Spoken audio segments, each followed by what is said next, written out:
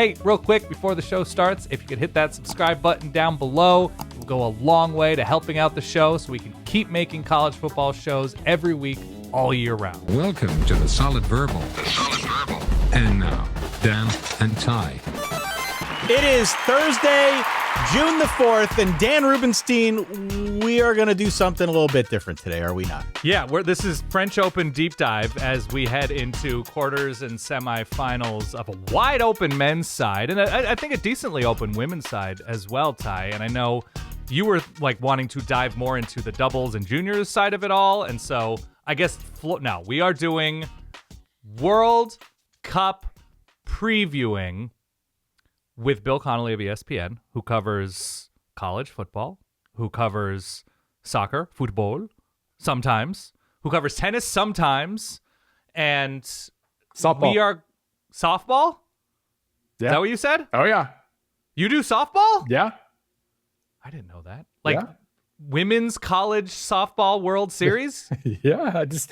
You're clearly not on Blue Sky enough because my Texas versus Texas Tech preview just went up. Is that true? Yes. Is there I'm anything not you lying, want to I say? promise. Who has the advantage? Well, that depends. Is Texas Tech going to actually remember how to pitch? Because if so, they have the advantage. Okay. But that's been a little bit of a problem in this postseason. So we'll see. What can't he do? Okay. I assume the softball team is spending too on their roster. Yes. Oh, yes. Texas Tech. Oh, Okay. yes. Good to know. Okay. Good to know. So we are approaching the World Cup because it is an event that happens every 4 years. All of us are interested to various degrees on this show that are on this show at the moment. And I am going to play the role Ty assigned me, which is not just dumb American, because I think there are quite a few of us when it comes to the World Cup, but especially dumb American that is going to try and relay college football thinking. Not like, who is the Jamar Chase of Senegal? I'm not doing that. What I am going to do is say, like, this is how I like to think about, like, big college football matchups or teams or situations. Is there an analog in That's right. in the World Cup? That's right. This is the college football fans' guide to the World Cup. Per recent polling, which I think I saw at the end of last week, over half of Americans have zero interest in the World Cup. So if you're one of those folks tuning in right now, you are free to go. No hard feelings. Yes. We appreciate your download. For what it's worth, we'll start up our preview content about a month from now. If you want to stop back in July, no harm, no foul. Totally cool. But if you do want to stick around, I think our goal here, Dan, that's a soccer term, is to meet you where you're at. Yeah. Give you a reason to be interested. That's what we do best here. We can try stuff, Dan. Numbers are up 30% this year. Oh, my God. We can try all sorts Ty. of weird stuff if we really want to. I will hold back on going super deep in the weeds, but hopefully we can give the verballerhood just enough to be dangerous here as we enter the 2026 World Cup. So a couple baseline facts before we dive in a little bit deeper with Bill. Tournament starts next Thursday. It runs through July the 19th. The first game's in Mexico City. The last game is in New York, New Jersey, whatever you want to call it. All the games are on Fox. It is being held in the United States, in Canada, and in Mexico. 11 cities in the U.S., 3 in Mexico, 2 in Canada. The last time it was here in North America was 1994 when, Dan, I think you were just celebrating like your 21st birthday or something True. like that. This is the first time ever that the World Cup has 48 teams, which maybe we can discuss the ramifications of that. Expansion, Ty. Tournament expansion. Everybody is dabbling in the fine arts of dark arts, I should say, of expansion these days. Yeah. What that translates to in terms of the World Cup is everybody is grouped into a grouping of 4 teams. If you finish first or second, you are guaranteed to move on to a knockout round. If you finish third, in a bunch of cases, you will also progress forward into a knockout round. So with that, I guess, as the backdrop, Bill Connelly, give me on a scale of 1 to 10 how excited you are as somebody who I know covers seemingly every sport here, but I know you've got a soft spot for soccer. What is your level of excitement just bigger picture, this tournament and the storylines within? Well, first of all, Ismail Assar, I think, is the Senegal Jamar Chase, for the record. Nice. See? He's There used it that is. opportunity, our preambles, to lock in. Yeah. It is hard because on one hand, it's a World Cup, and it's the once every 4 years where soccer like imprints something onto its history or is guaranteed to. And we remember the final of 22. We remember stuff from 18. It's just it's always an exciting thing, and I get to cover this one since it's there's. If I don't know if a backyard's 2 hours away, but one of the venues is in my backyard, so to speak, and we're gonna get to cover some matches, and that's all really cool. Also, it's America in 2026, and the FIFA has done as much as possible to politicize everything about this tournament, and that kind of sucks. And there are going to be stories about protests and ICE presence and all these other things that go along with just being in this country right now, and not looking forward to that at all. So it's kind of like a 10 and a 1 at the same time. So I guess like a 5.5 is what we'll go with. Yeah, I should add as an important addendum, you may have read some negative press about this World Maybe. Cup. Yeah. I am here to tell you that it's mostly all true. I realize that like corruption in terms of businesses and geopolitics and even college athletics is very much in vogue right now. Whatever your definition of corruption is, air quotes, FIFA clears that bar by about 4 feet. It's not even close. They are pros at doing this. So I would say at a minimum, if you are a college football fan and you don't give a rip about any of this, the World Cup is at least worth following ironically in that sense, because a lot of what you're going to read is going to make the eyebrows going to go up a little bit. Yeah. And I'm here to tell you a lot of that is true. Yeah. They're trying some stuff right now and it's going to get real weird. Certainly the deeper we get into this tournament, but that is almost a separate podcast unto itself. The sport is just too good, and the quality of the actual matches overcomes everything. Like, and so let me pause you there. I don't mean to interrupt, but you wrote about this in your book Forward Progress, because that was very much a book focused on the future state of college football and where it could go. And ultimately, your conclusion, not to give too much of the game away, one of the conclusions you drew was that at the end of the day, the product on Saturdays is just so good that you can only really do so much to kill college football. Yeah. You can kill parts of it, but ultimately it's kind of unkillable. And there is a parallel there between what I think we see in college football, which is the game day product is awesome. Off the field, it's a disaster. We see the same thing with FIFA and the World Cup. Off the field, stories like the ones you and I just sort of referenced, but on field, when it comes to game day, the product is going to be immaculate. The product will be wonderful, which leads me to my first question. And this is something I tipped you off on. I have thought a lot about, for the uninitiated out there, people just looking for a reference point, which college football team is the best comp for the U.S. men's national team right now? So you already showed me your answer, and it's really good and probably the best answer. For a reason I'll explain once you give the answer. But I can describe basically like 80% of the U.S.'s soccer history with one team, a little bit of gap that it doesn't quite. So we got a lot of old money in this country from the early 20th century, which I guess worldwide isn't all that old money, but it's old for us. Very competitive. We're one of the best in 1930. Very competitive overall in the 1920s and 30s. The U.S. took about 40 years off after World War II. Didn't really acknowledge the sport as a whole. And in the 2020s, one of our most fun players is a absolute psycho chip on shoulder guy named Diego. So I can cover about 80% of the last century by going with Vanderbilt. Now, we actually, the U.S. actually tried in the 90s and 2000s a little bit, and Vanderbilt didn't. So the comparison falls off there, but I can go pretty far away with Vanderbilt. So here's my answer, Dan. Okay. It's good. The U.S. plays in an easier conference, CONCACAF. Okay. The schedule most of the time works to their favor. Mm-hmm. If they were a football team, a college football team, we'd have them down for like 9-3, but those 3 losses would be against like non-conference teams, better teams that are on the schedule. They have pulled some upsets over the years, but they haven't won anything of real merit on the international stage. Okay. Recruiting's been strong, so there's upside. Yeah. But still, nobody talks about this team to win the whole thing right now. Their odds are 60-1. Or even go super deep. Yeah. And I would say an important caveat here is that the fan base is definitely more interested in other sports. Like if this were a college football team, this would be a basketball school. So I think my answer is Louisville. Oh, I thought you were going North Carolina. Okay. Well, No, North Carolina maybe, but Louisville I think is the one. You could also sell me on them being a very good G6 team, but that's a separate conversation. I think the answer for me is Louisville. I like Louisville because it also implies the future existence of a Lamar Jackson of soccer. That's true. Which I endorse. I could not possibly endorse that anymore.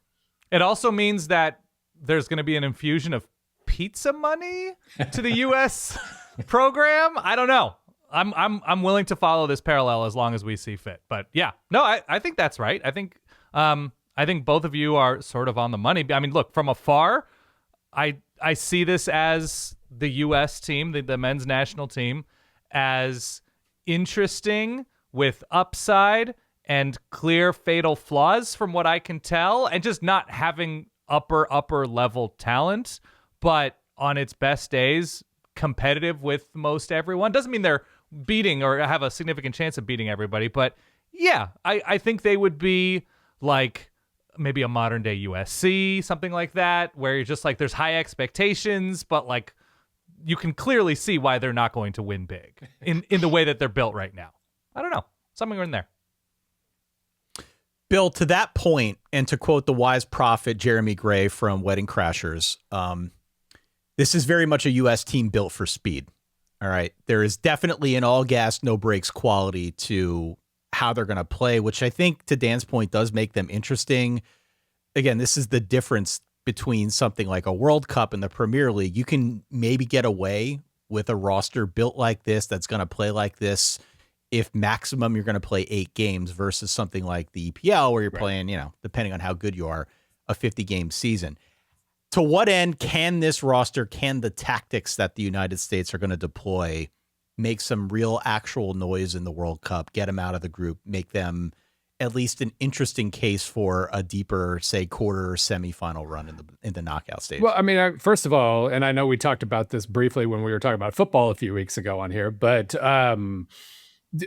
the United States, what we've seen from them, even this year, even back in March during their super discouraging friendly losses, even in those matches, starter versus starter, they had a good plan. They were super proactive. They created some good chances. They forgot how to finish any of them. And therefore, that was part of the disappointment. But they've come out of these matches playing pretty decent front football and creating opportunities. And if you convert those opportunities, I've been going back through like the history of the U.S. in the World Cup going back to 90. And I mean, so much of a team's fate is like, did you score on your first shot of the game? Sometimes the U.S. has done it and it has overachieved. Sometimes they've let the other team do it and they've underachieved. But really, it's just about converting the opportunities you create. And they've been creating some pretty good ones. Against Senegal the other day, they did too. I mean, that was a brilliant first 20, 30 minutes and a couple defensive breakdowns. They couldn't really settle back in. But, maybe at least one of those doesn't happen if Chris Richards is playing. That's probably the most important player on this team at this point. And we'll see if he's healthy enough to go.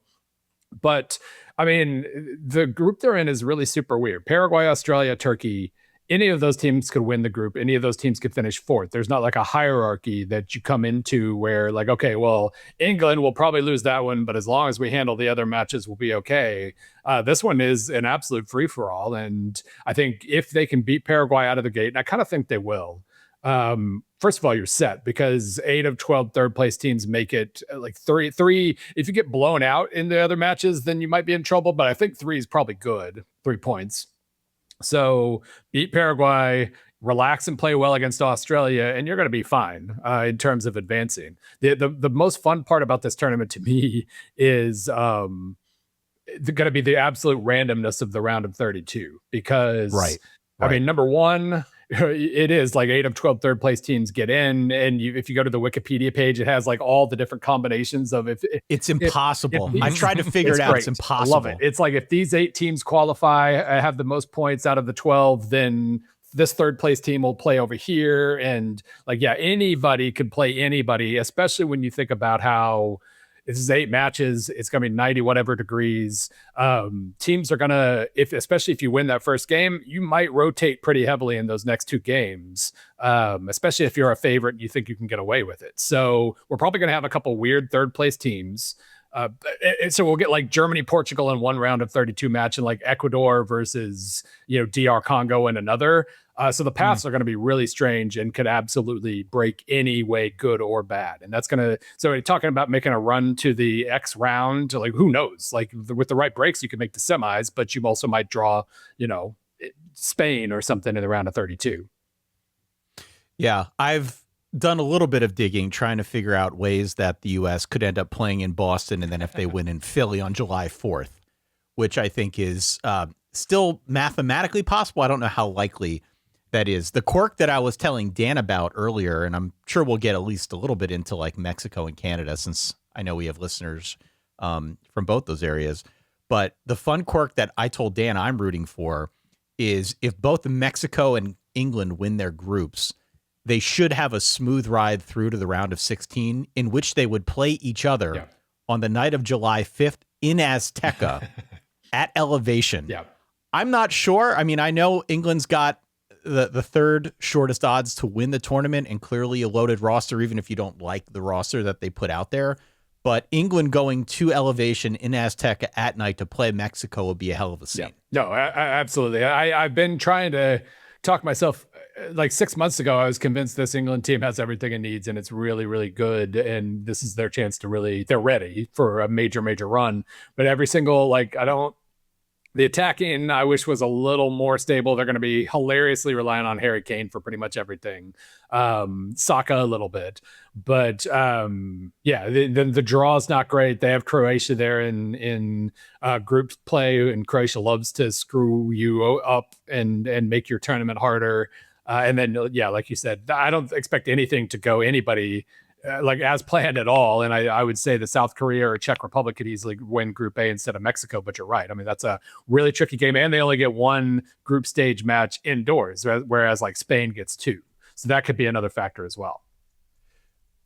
Speaking of the U.S. team, again, this is sort of framed up as the college football fan's guide to the World Cup. Something our audience might find interesting. The best player, the name brand guy that if you are watching U.S. soccer, you will undoubtedly hear about, is a winger named Christian Pulisic. He is our best player. Interestingly, though, the best player in our case is not the quarterback. If I want to dumb this down for a football audience, he's very good in the red zone. I've heard it mentioned on a couple other podcasts now that the best version of our team is when they play to him and not through him. So he is definitely a piece. He is creative. He can score. He can assist. He can do a lot of really fun things in the attacking third. Who is the quarterback of this team, and how would you profile the other players? I know you mentioned Chris Richards, a defenseman, a center back, who might be the most important player on the team. But how would you, I guess, give our audience like a hierarchy of the other most interesting guys on this roster? Well, most of the teams that are really, really good have a great defensive midfielder who is basically kind of, last line of defense before the back line, and also the first guy in attack, the guy who's pivoting the ball out to wherever it needs to go. That kind of just the general pivot point in both directions. The U.S. has had a very good one named Tyler Adams, who is always hurt, just always hurt. And it's 4 years ago, if you were thinking about how this team might take shape for 2026, he was one of the first guys you mentioned, along with Pulisic and Weston McKennie, Gio Reyna, who's a completely different situation right now. That's Dan's guy. Dan loves Gio. I do like Gio. The pure talent of it all. Yeah. So does Mauricio Pochettino, apparently. Yeah. Chris Richards has developed into a guy almost pretty much as important. He really is absolutely dynamite now, and he's frequently hurt as well. But Adams really is kind of he's the enforcer. He's the tactical fouler to make sure that, if you're in attack and the team starts to spring a counterattack, he's going to, rough somebody up and get a yellow card and stop that from happening. A smart PI, if you will, in the end zone. Yeah. Okay. Yeah. Sure. We'll go with that. Yeah. Continue. But no, I think he's vital, and he's just barely played for the United States over the last couple of years. And we'll see exactly, can he go 90 minutes? Can he play well for 90 minutes? That's going to be a huge piece. Because I mean, the thing about like the U.S. has a lot of really talented attackers now, and they're not quite as reliant on Pulisic as they have been at other times. During 2018 qualification when he's like 18 years old or whatever, and by far the most reliable player on the pitch. That was bad. That was a really bad situation. Now there's a lot more depth in attack. McKennie can be in an attacking role. Tim Weah can be in an attacking role. Malik Tillman's awesome, really good off the ball and hustles a lot. So I don't think Pulisic is as important. I say all that. If he had been able to convert convertible chances against Portugal and Belgium, you have a completely different impression of those games. But he's still, it starts with Adams for me, and that makes it hard to evaluate the U.S. as a whole because he's barely played. One of the things that I think is important when watching college football, following the sport, is the word intent. Are you going for building your team around a defense and controlling the ball? Are you going for tempo? Are you the styles make fights things? People I know watch the men's national team. They watch friendlies. They watch them in tournaments.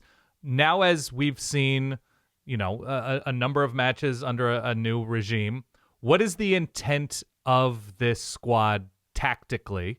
And I guess sort of the sub question of that is, so what kind of a match favors how the U.S. intends to play at its best, and what type of match would be troublesome?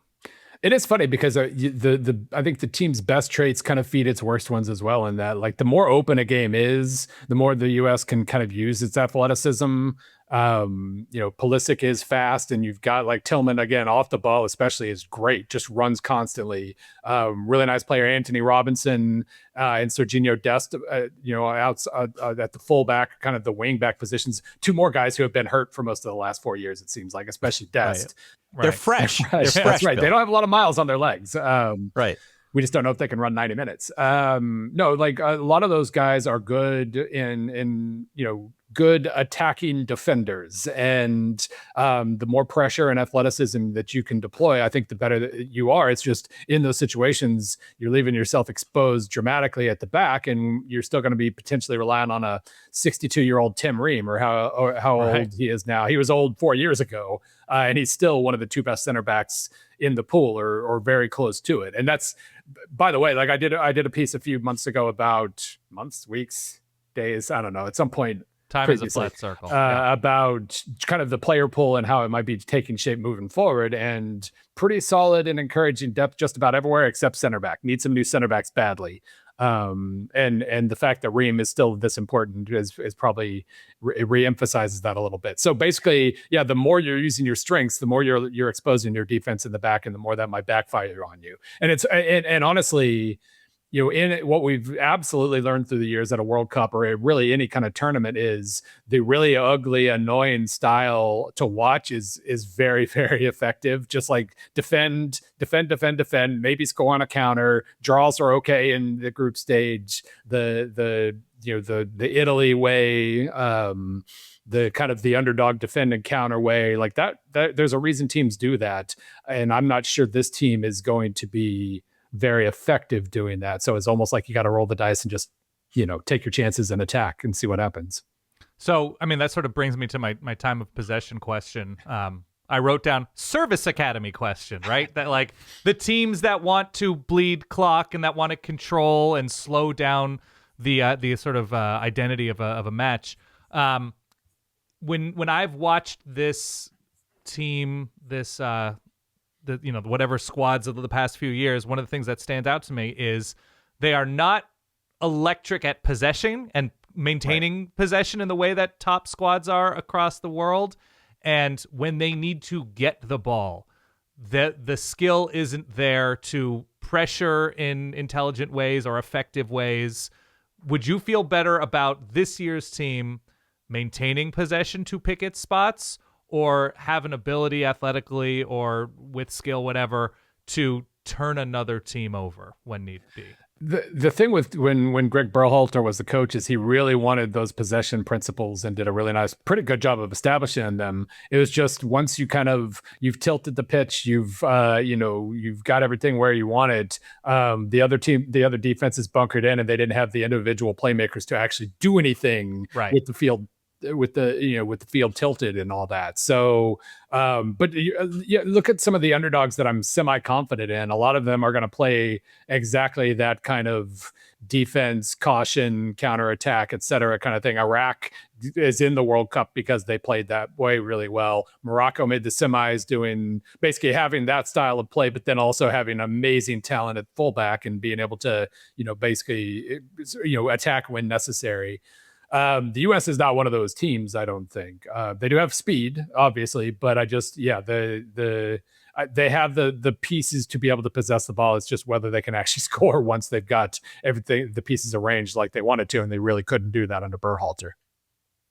We got a question on our Discord that I was going to ask anyway, and there are probably like 7 different ways that I could frame this one up, but we mentioned at the top the expansion of the field. And the knock-on effect from that is that there is more time in between games now. Yes. God, yes. And so I'm wondering to what end that very subtle shift informed the way that this U.S. team is built.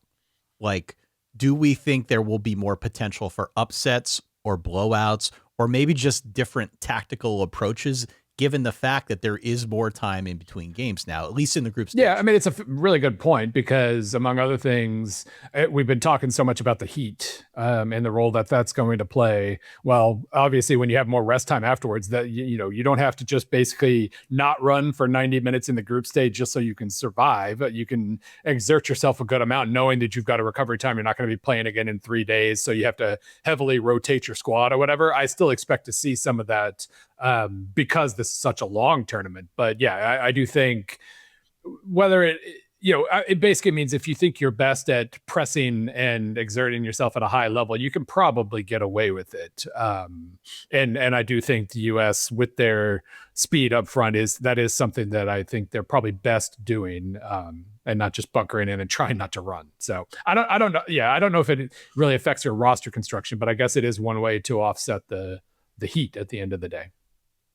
Our coach this time around is a guy by the name of Maurizio Pochettino, an Argentinian guy who is well known in world football circles, has coached at a bunch of big clubs. It has been interesting to chart the online fandom's reaction to Pochettino. Part of the reason why I love soccer coverage in general, I would say just among the people on social media, is that there's never any perspective ever. Never. Yeah. Right? It's always through the lens of the here and now. There's never any longer view of things. That said, we're going into the World Cup. That said, the time for perspective is probably past us at this point. It's about results until at least the other side of this tournament. What has Pochettino brought to this club that is inherently different from what we saw from the previous regime or previous regimes? Yeah, I mean, I think he has more of a historic perspective, a world perspective, I should say. Because one of the things I was really curious about was, last fall kind of worked around a 3 at the back structure and it worked really well. And then you come out in those friendlies in March and it's a 4-man defensive line again against good opponents. That was very confusing to me, but I also know that history is littered, like England 66, I think a couple of Argentina teams where basically the manager kind of found something interesting a year or 2 out and then just put it in his pocket for the World Cup, didn't show it again on film for the rest of the matches. So I was kind of, I was wondering if Poch was doing something like that too. And sure enough, like they come out 3 at the back against Senegal, which honestly, save it for another couple matches, really. But I think he's realized that that's the best approach, and then he kind of intentionally didn't use it for a little while. I think just he's seen a lot of things. It's not a lot of the U.S. soccer fandom knows soccer through the U.S.'s results. And if you grew up in Argentina and played in Argentina and Europe and you've coached in Europe a long time, you know the history of the world of soccer, and it's going to alter things a little bit. So In that sense, it cannot be a bad thing. He's by all accounts a good motivator, good man manager. Guys run a lot. I wish in the 2 years that he was in charge, he had the actual first choice 11 guys available to him ever. And that's been really discouraging. But he'll basically, if Richards can go, and I guess we won't know until it's time. If he can, I think they're sandbagging that. I think they're sandbagging. I think Oliver Glasner using the word torn when he was talking about his. But every twisted ankle is a torn ankle. Like that's it's a matter of European speech. description of a torn ankle, and it's not what we think of as torn. So I think he'll certainly try to play. And if he's good enough to be a reasonably approximate Chris Richards, then really this is the first time that Poch will have had all of his guys right as the World Cup starts, which I guess is all that matters in the end. But I'd love for a little more chemistry there. They should play it up. They should make it sound like he's got to get like his ankle chopped off. That's right. Like, what's There's the just point? No way. Right I just now? don't see it happening at all. And then the Rocky music starts. He limps out and then plays. That's right. That's right. I want to pull on the sort of tactical adjustment string a little bit more, because it seems that that's the conversation with the how many guys are you playing back on defense, 3 or 4. So this is, I guess, more broadly speaking, and about, I guess, the U.S. team. What levers can be pulled besides that? Obviously, you can mess with rosters. Obviously, you can mess with in game, when you're substituting or when you're not substituting.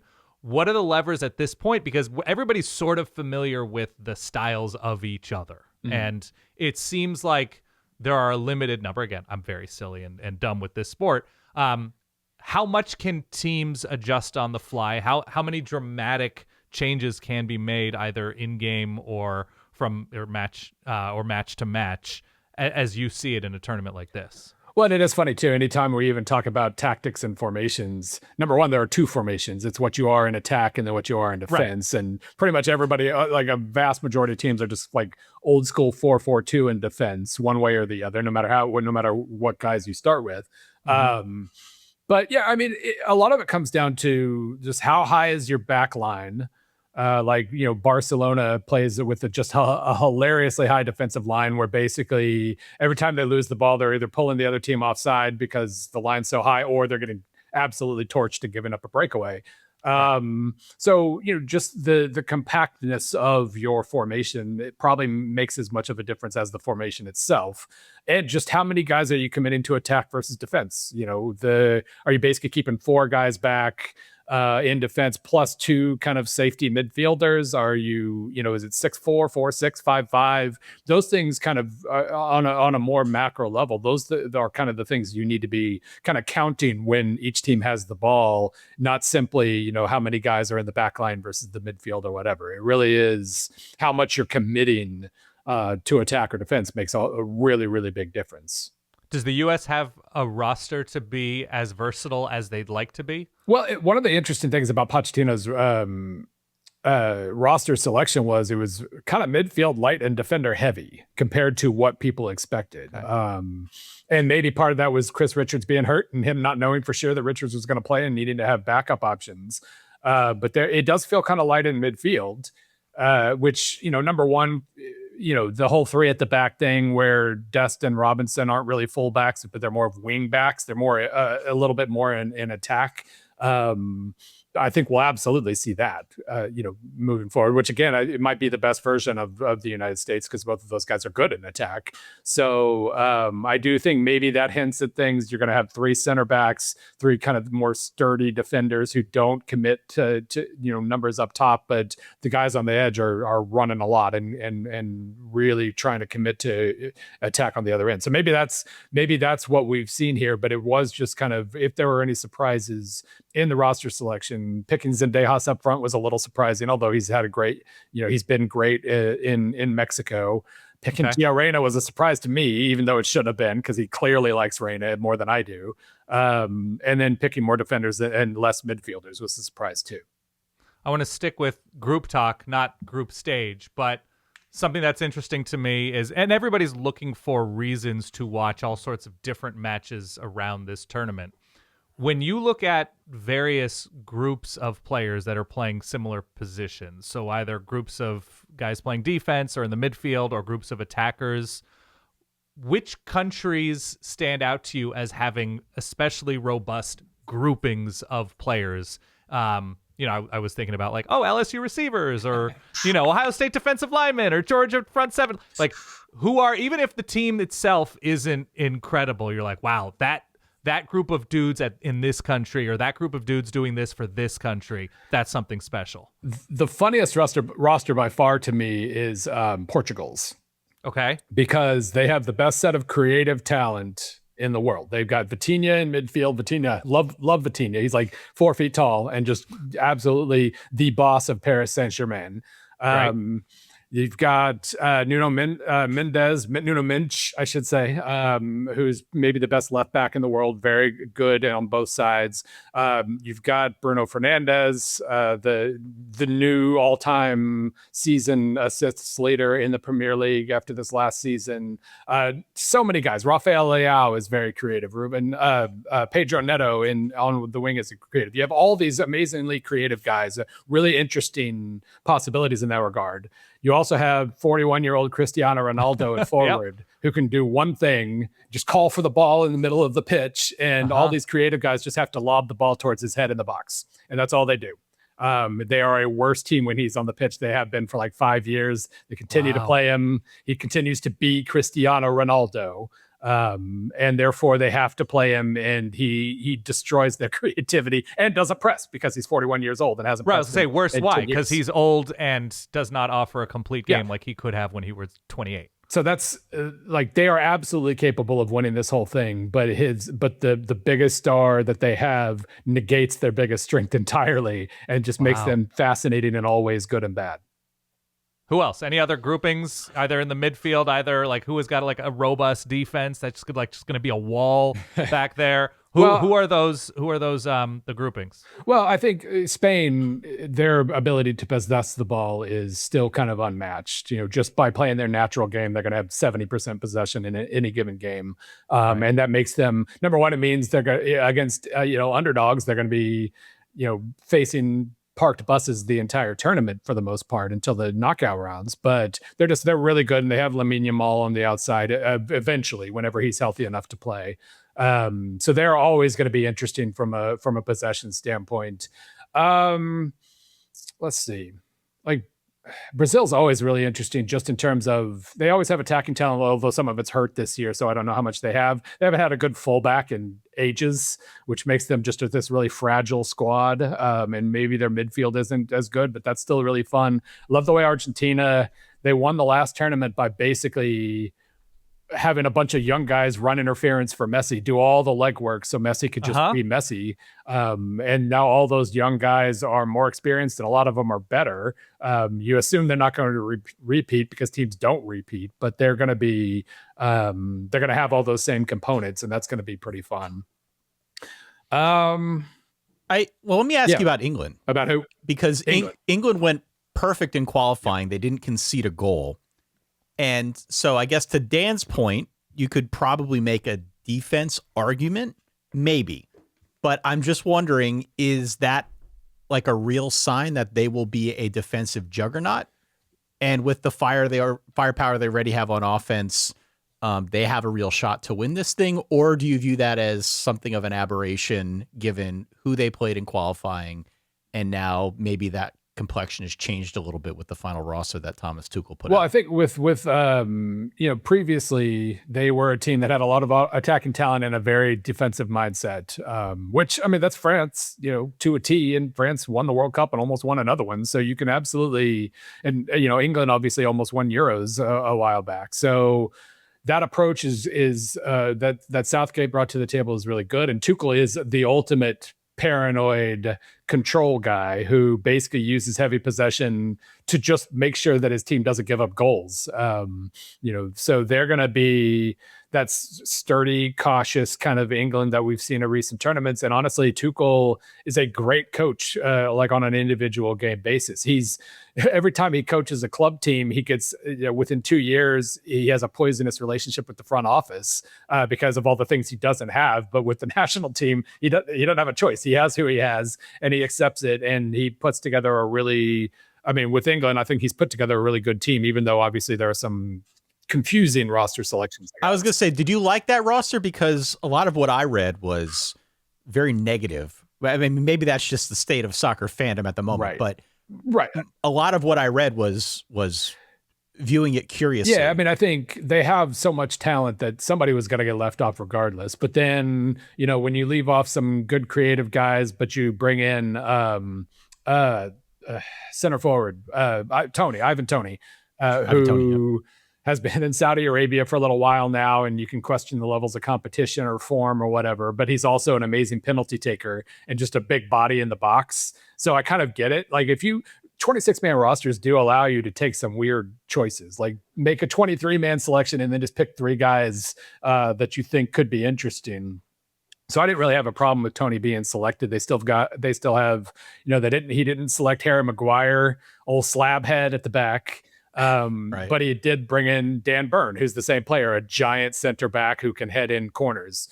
So I think they are going to be pretty similar to how they were in previous seasons, in that with their attacking talent, even though it's maybe not as deep as I kind of thought it would be at one point, they're still going to make sure they don't give up any goals first, and they're probably going to be there, standing there in the quarterfinals or semifinals, unless the Mexico thing backfires. The Mexico on them. thing, man. Telling you, watch out. Mexico 3-1 to make the quarterfinals. FYI. I don't trust that talent on that team enough to make that call at all. But I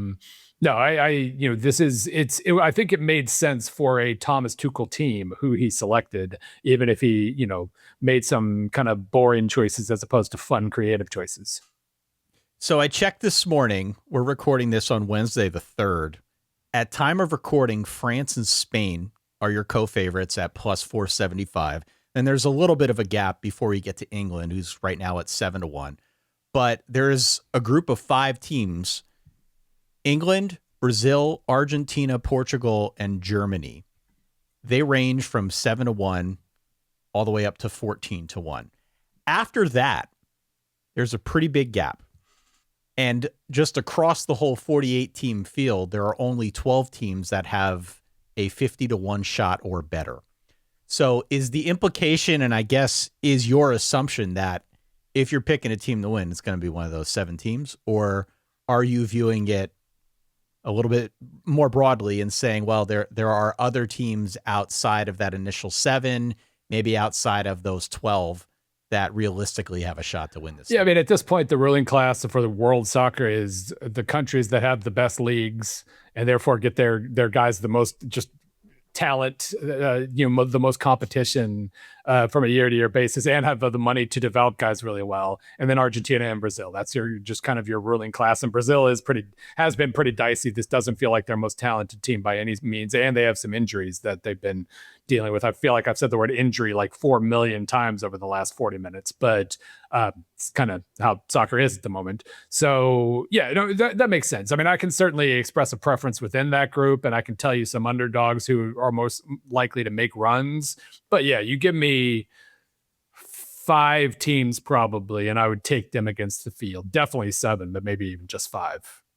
All right. So who are your preferences and who are your sleeper teams? Because this is a college football show at the end of the day. Yeah. And college football fans love sleepers and underdogs. That's right, Cinderellas. Well, first of all, France is the most talented team. They're kind of I'm hoping that history really lives up to, it becomes a thing here, and it's been a while since we had a good France crash out.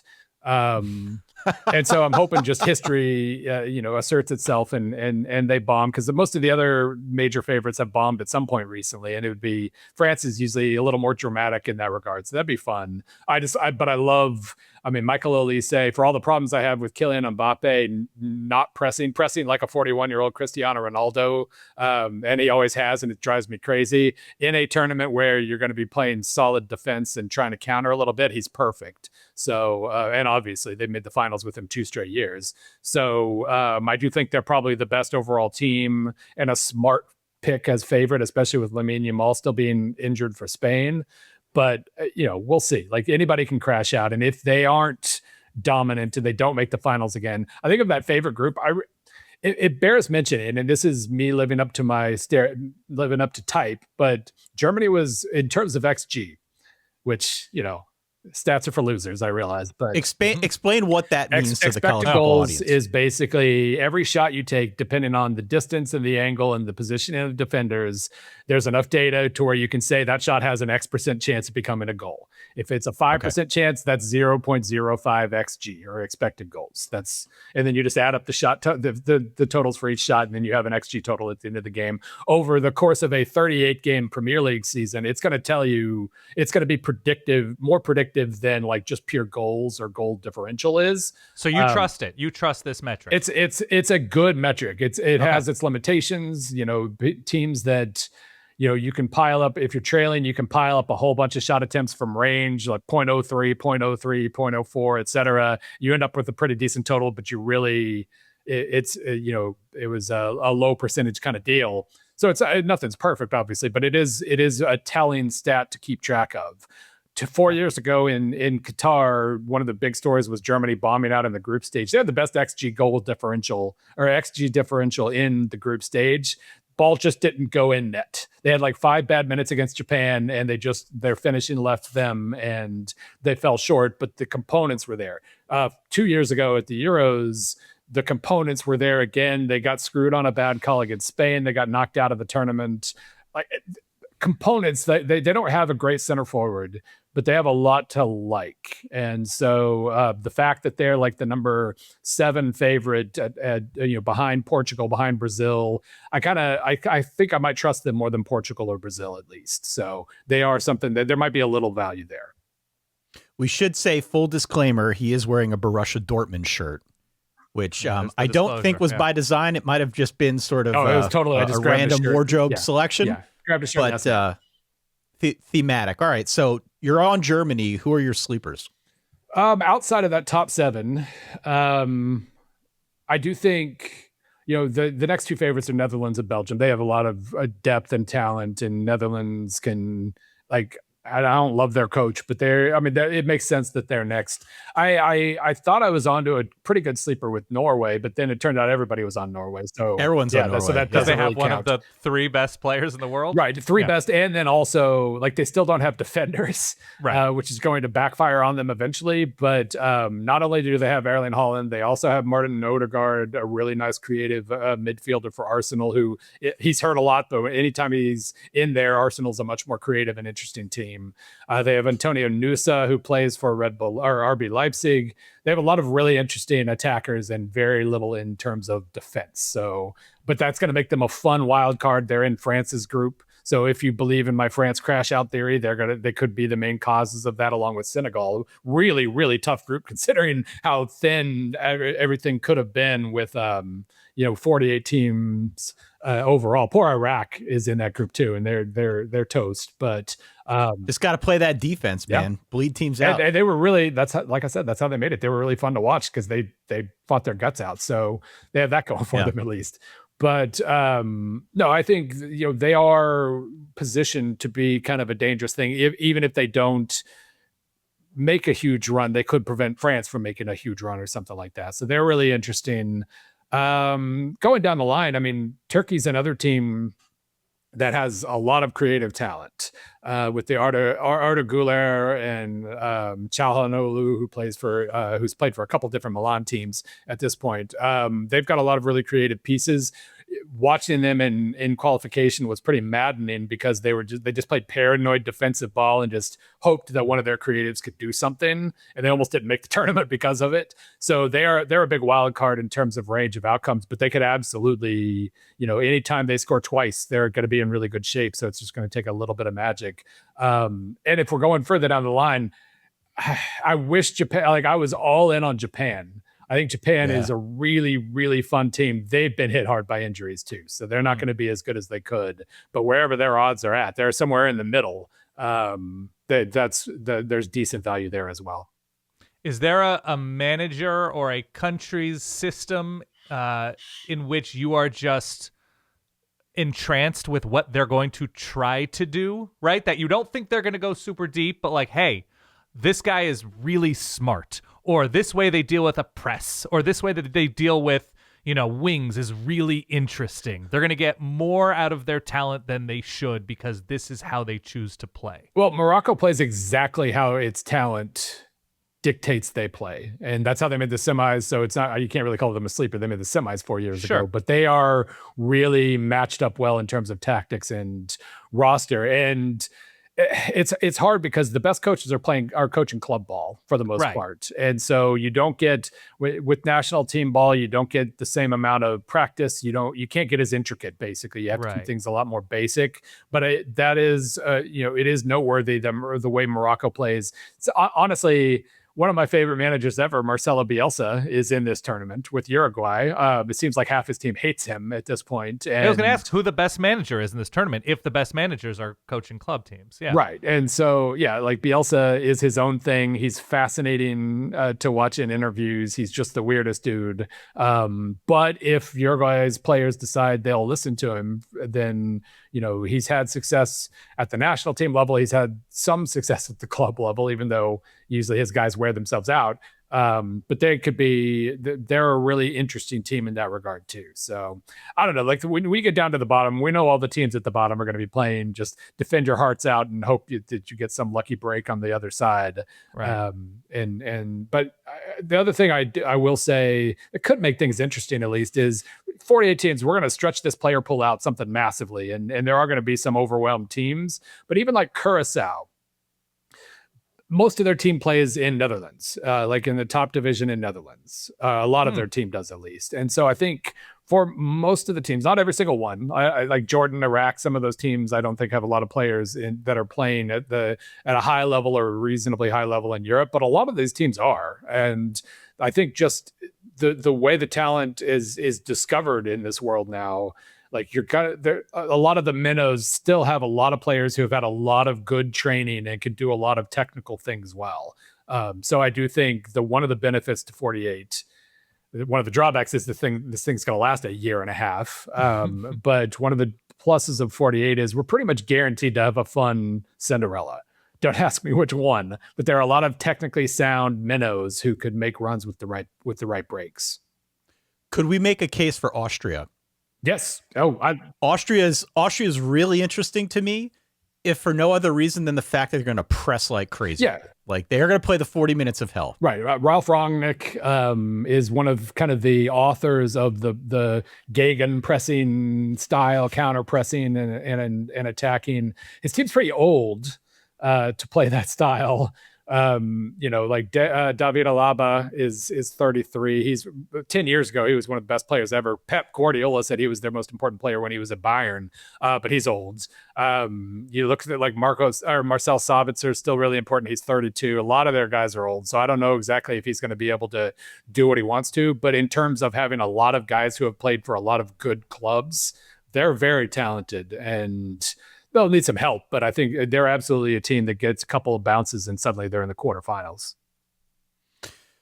How does this tournament go for a team like Canada? Canada's dealing with some injuries now, notably Alphonso Davies. They just had another guy go down, is going to be out for the duration of the World Cup. But this is like, we talk often in the United States about events like this potentially, quote, moving the sport forward. But what does this mean for Canada to be on this world stage? They were in the last World Cup, but this one's obviously going to be on home soil. As you look at sort of their prospects now over the course of the next month or so, what does this tournament have in store for the Canadians? Well, it's kind of like the U.S. in that their group has a lot of talent in it, but no obvious favorite. They're in with Qatar. Qatar is obviously not very good, but then Bosnia and Herzegovina. I love that Aiden Checo, 40-year-old Aiden Checo, is playing in this tournament. he's big and can head ball in, and they are built around defense and just a couple of good crosses into the box. But they're really good at those things, and that's going to be a really tricky opponent because of that. Switzerland probably got a huge break landed in this group, if we're being honest, because they, like Austria, they are a team that just has major club talent everywhere. And so, although I guess I think it was Brielle and Bolo, I saw that he's having visa issues. I guess that's another thing that we get to look forward to in the coming days, is who's stuck outside the country and can't get in. Love it. But regardless, Switzerland's another team that has a lot of talent. I would put them as a favorite, unless I'm underestimating Canada's home field advantage there in Toronto and Vancouver. Like I would give Switzerland a pretty good chance, but when you're in a group with Qatar, as long as you draw one of the other matches, you're probably advancing at the very least. And I would assume, especially as long as Davies is good enough to do something, which we'll see, I would assume they have enough talent to at least advance. All right, let's close this out with a few rapid fire questions. All right. First off, again, for the uninitiated, the college football fans watching who may have a rooting interest in the United States because the game is on in passing or because they have dorks like me talking about it.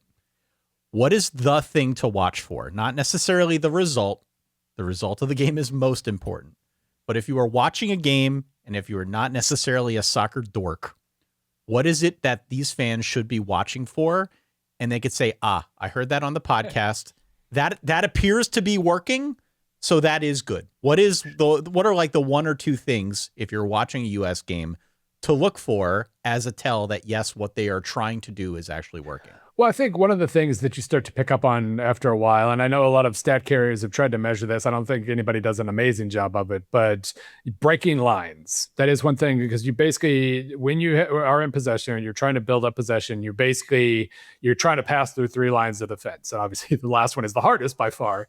But just seeing, which teams seem to be creating little numbers advantages and breaking those lines pretty easily. When the U.S. is at its best, they make that first line when their attackers are pressing. They make that line pretty hard to pass, but then that opens you up to being sliced through in the midfield. So little things like that, just seeing how dangerous teams are as they advance the ball towards the attacking third. One of the things I've always kind of looked at, I think, when I started watching more and more soccer 15, 20 years ago as a football fan, one of the things that I really was able to that was able to help me quite a bit is, obviously this isn't a football possession kind of game, American football possession kind of game. Right. Every possession ends in a turnover, basically. But the way teams choose to attack, whether it's through more cluttered areas in the middle with more technical skill and a little more physicality, whether it's just trying to beat teams on the outside with speed, whether it's going deep or playing like longer or shorter passes, those kinds of things, it's a flavor of football possession. And if you're really just trying to look for an end, you just don't get why people love soccer. And maybe you never will, but just kind of looking at it in that regard, understanding there aren't going to be many goals and therefore it's a completely different sport. But the way teams choose to attack, it really is like football and open play and then basketball inbounds plays on like free kicks and corners and long throws and stuff like that. You do see, as long as you kind of know what you're looking at, you do see how things that are familiar to you. It does take a lot to overcome the fact that you're maybe gonna see 3 goals in a game, and that's going to determine who wins. But all the little intricate details are pretty fun to follow, and the more you watch, the more you see those things, and you kind of understand what you're looking for. I think it was Christian Pulisic who said, just multiply the goals by 7 and it'll feel a little bit more like football. It's more like, it's like 10, I think, or 13 or something. Multiply it by 10. That's basically. Yeah, let's do that instead. All right, next question. Is there an Indiana in this group? And by that, I mean a team that suddenly is better than most people realize and should probably be taken more seriously than casual fans are accustomed to. Well, I guess with the cynicism that we've developed in this country, you could almost say the United States is better than the United States thinks it is. Okay. I mean, we will take Indiana, who went 16-0, won a title and a Heisman Trophy last year. That'd be cool. Yeah, I don't know. I mean, I think a team like Ecuador, probably has a lot more talent than people have really caught on to. Uruguay is another one, although they do have they've been less than the sum of their parts over the last couple of years. Sweden has been less than the sum of its parts the last couple of years. But if any of those teams suddenly, a player gets hot and they take the lead, guys like Valverde at Uruguay are ridiculously talented. So I do think. Like I said, I mean, the round of 32 is going to be a giant random number generator here, and we're going to have some really weird pairings, and we're going to have some really interesting paths for those teams in the middle. And like I said, everybody's got stars in Europe, so I do think that's the most interesting part. I don't really know a specific team, but there could be a Senegal, a Turkey, Colombia is a really interesting one, I think. Just a lot of teams that are going to make runs, and you're going to realize like, oh, that guy's playing for Real Madrid. This guy's playing in for a really good team in the Premier League. This team has a lot of talent, so of course they're making a run. Final question, two-parter. A, what is your most boring prediction? France to win. I hope, like I said, I'm hoping otherwise, but they are most talented. And then B, what is your spiciest prediction? France. Now crashing out. Yeah, it could go both ways, no, right? I do think that Portugal is. I saw Ryan O'Hanlon had them as the top in terms of the favorites most likely to crash. O'Hanlon had Portugal as his number one candidate for the same reason I do. And they are in a weird little group that could, at the very least, result in them finishing like third in the group and ending up as playing a really good team in the round of 32. So that one's, they're kind of a wild card in that regard. But no, I mean, I do think we are going to have at least one weird semifinalist, in part because those first couple rounds in the knockouts are going to be wild. All righty. Well, I'm excited. Again, the tournament starts on Thursday, June the 11th. It is Mexico against South Africa to kick things off. The United States kicks off against Paraguay on Friday evening, Eastern time. Bill, you said you're going to be covering some games, yeah? Absolutely. I'm going to be in Houston for a couple, and then in my backyard over in Kansas City for a few as well. And for those who are interested, I am going to be at the game, the U.S. game against Australia in Seattle on June the 19th. So hit me up, solidverbal@gmail.com if you're going to be in town. Certainly if you are a sponsor who would want to host a co-host of an enterprising college football podcast, you can hit us up, solidverbal@gmail.com. Bill, thank you for doing this. We appreciate your insight. Of course, we cherish your college football work. I saw just before we hit go on this, you posted the ACC. Oh, yeah. Which means that I think you're through the G6 now. Yeah, you've got just the power conferences left. Just the power conferences left. Somebody tried to make a G7 joke, including the ACC in that. Oh. But I didn't acknowledge that. It's a perfectly worthwhile conference. It's all right, man. fine, guys. It's fine. Bill Connelly, our friend from ESPN.com. Make sure you subscribe and follow and check out all of his fine work. We greatly appreciate his time. We will be back next week talking about all things college football. As I said at the top, we're about a month out from rolling our own previews out onto the feed, so stay tuned for that. In the meantime, for myself, Ty, for that guy over there in Chicago, Dan, and for our good friend Bill Connelly, who graciously gave us so much of his time today, we will catch you all next time. In the meantime, stay solid. Peace.